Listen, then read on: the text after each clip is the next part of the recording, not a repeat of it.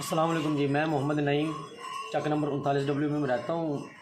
ये रात को ना छोटा भाई अंदर सोया हुआ था। बिजली ना होने की वजह से मोमबत्ती को आग लगाने से जब हम सारे बच्चे सो रहे थे तो अंदर आग लग गई मोमबत्ती की वजह से। वो पर्दे को आग लगने के साथ मशीन वगैरह काफ़ी नुकसान हो गया और ये छोटे भाई को भी आग लग गई थी, लेकिन अल्लाह ने जानी माल से बचा लिया है और घर का काफ़ी नुकसान हो गया है। तो मैं तमाम लोगों से यही गुजारिश करता हूँ कि आइंदा से एहतियात करें ताकि किसी के घर को ये दोबारा मसला ना बन सके।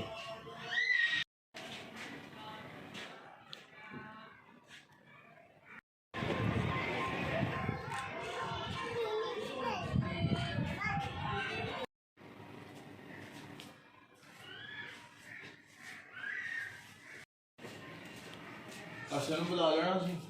असल का नंबर ही बंद है यार। ਘਰੇ ਚਲਾ ਜਾਣਾ ਭੇਜ ਦੇ ਕਿਸੇ ਨੂੰ। ਘਰੇ ਚਲਾ ਜਾਣਾ ਮੈਨੂੰ ਜਾਣਾ ਚਲੋ ਇਧਰ ਕੋਈ कपड़े पहने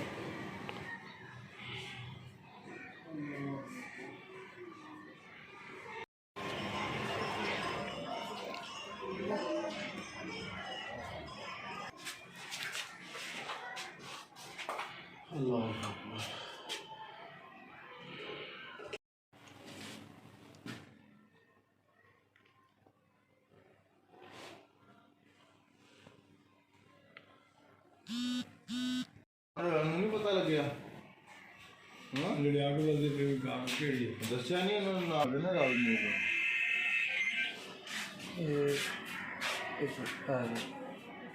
भैया आया ग्रिल तोड़ी है, उस टाइम पता लगा।